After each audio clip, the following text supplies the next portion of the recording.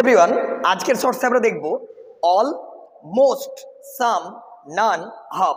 এইগুলো আমরা দেখবে খুব কনফিউশনে থাকি যে কখন আমরা অল বলবো, কখন মোস্ট বলবো, কখন হাফ বলবো, সাম বলবো, নান বলবো।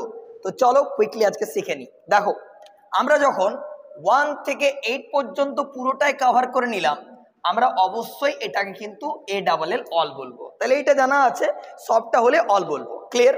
বেশ। আমরা যখন 1 থেকে 5 অবধি নিয়ে নেব, তখন আমরা বলবো মোস্ট, অর্থাৎ ম্যাক্সিমামটাই হয়ে গেল। 1 to 8 যদি আমরা সবটা বলি, তাহলে মোস্ট কতদূর পর্যন্ত যাব? 5 পর্যন্ত। আশা করবো ক্লিয়ার। 1 to যদি আমি 4 পর্যন্ত বলি, আমরা কিন্তু এটাকে হাফ বলবো, অর্থাৎ অর্ধেকটা নিয়ে নিলাম। 8-এর অর্ধেক 4 হয়ে গেল, তাহলে আশা করবো ক্লিয়ার। বেশ।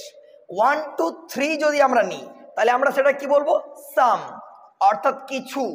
আর যদি কিছুই না নিই, তাহলে কি বলবো? নান।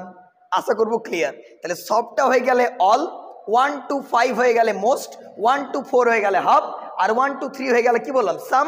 আর যদি কোনোটাই না নিই, তাহলে হয়ে গেল নান। তাহলে কোন জিনিসটাকে আমরা কোন কোন ওয়ার্ড দ্বারা ডেসক্রাইব করবো, I think you got it. Tata.